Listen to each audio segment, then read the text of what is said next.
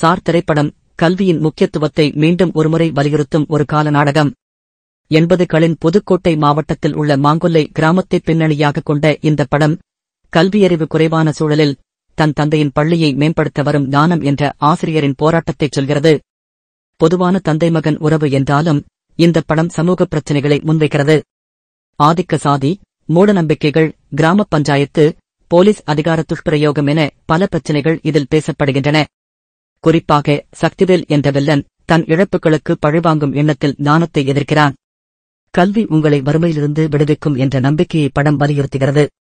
ஆதிக்க சாதியினர், தாழ்த்தப்பட்ட சாதியினர் கல்வி கற்க விடாமல் தடுப்பது படம் முழுவதும் காட்டப்படுகிறது.